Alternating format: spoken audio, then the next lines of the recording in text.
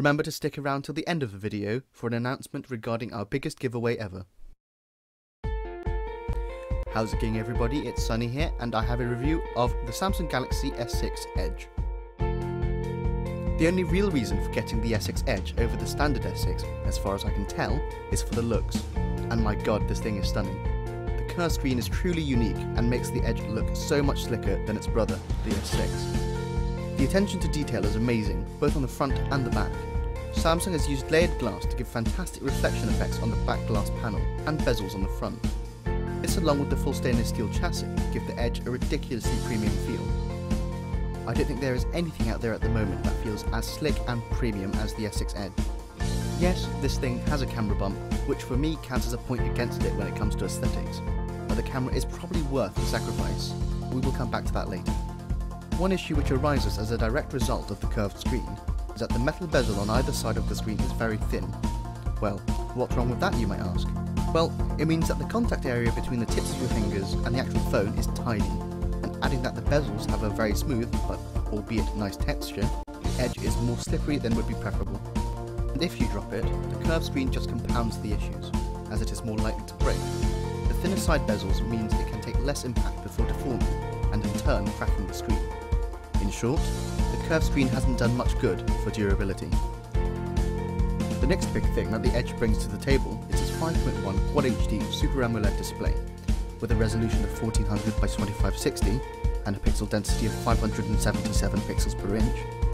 It is without a doubt one of the sharpest mobile displays money can buy.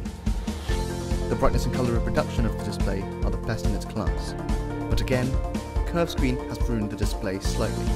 Where the screen is curved, there is a slight purple or green tinge, which you won't notice during everyday use, but it can be slightly annoying when watching movies. Now, how useful is the curved screen? This is probably a raging question for those contemplating whether to buy the S6 or the S6 Edge. Well, I can tell you now that it is completely and utterly useless. The only half-decent feature that it does have is to display notifications. Unless you constantly look at the side of your phone at eye level, which I doubt many of us do, the curved screen is really only there for aesthetic purposes, as well as a technology demonstrator for Samsung.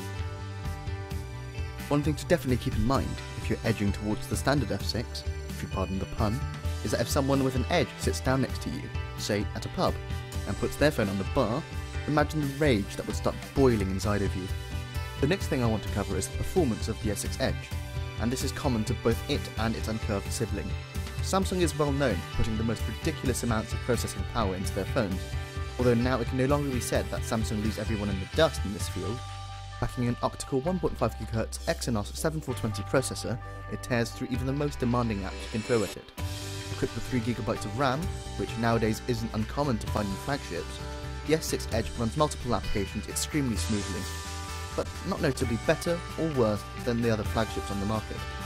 On Antutu benchmark, the Edge scored just under 65,000 points, which is a ridiculous result, and is truly one of the best amongst today's flagships. With regards to 3D graphics, the Edge maintained a near constant 50 FPS in Antutu, and should easily manage over 40 FPS in the most graphically intensive games on the Play Store. Just wait for more high-end games that can fully take advantage of its Quad HD screen. I've got a feeling that it wouldn't yield as good results as you would hope. Moving on to the camera, the Edge boasts a 16 megapixel rear sensor and a 5 megapixel sensor on the front. The rear sensor is probably one of the best we've ever seen, with fantastic colour reproduction and very good clarity. Although in some highly colour-saturated shots, the images seem to become slightly washed out. More impressive than the photo function of the camera are the video features of the Edge, with options to record in both 4K and slow-mo. 4K video is of impressive quality and clarity. This video you're watching is rendered in 1080p, so if you want to see the quality of the video taken by the Edge, providing that you have a 4K display, here is a link to watch the 4K video sample. Probably one of the only disappointing things on the S6 Edge is its battery life. It struggles to average more than 15% of battery remaining after a day of light to moderate use with a 2600 mAh battery. If you are a heavy phone user, I wouldn't even consider getting this phone, as the battery will drain before your eyes. This seems to be affected by the fast charging feature, which, for me anyway, charges the phone in about an hour or so. Using fast charging as opposed to the built-in wireless charging seems to significantly reduce battery life by up to a quarter. The battery life of the Edge is simply not up to scratch, when you consider that nearly everything else about the phone is top of the line. Step it up, Samsung. When it comes to audio, the mono speaker on the S6 Edge provides a posted 94.5 decibels of volume and maintains fantastic audio clarity with little distortion, even at the higher ends or even maximum volume levels. No complaints at all for the speakers, although the speaker grills do look very iPhone 5-like. The S6 Edge runs Android 5.0 Lollipop with Samsung's own TouchWiz on top. Unlike previous versions of TouchWiz, the version which runs on the S6 Edge isn't cumbersome and actually adds great functionality to the phone. So, to conclude, the S6 Edge is arguably the best smartphone of 2015. It looks stunning, has top specs, a fantastic camera, beautiful screen among other fantastic features. Probably the only thing that lets the phone down is its poor battery life. For the average user, we cannot recommend this device enough, especially since the price has been cut from £650 to around £450. Unless you're a heavy phone user, look no further. Here are the points the S6 Edge scored in each of the test areas. As I mentioned at the start of the video, we will be giving away 5 Amazon Fire tablets to 5 lucky viewers. To enter, simply give this video a thumbs up, like our Facebook page, the link is in the description, and like the post on our Facebook page about the giveaway.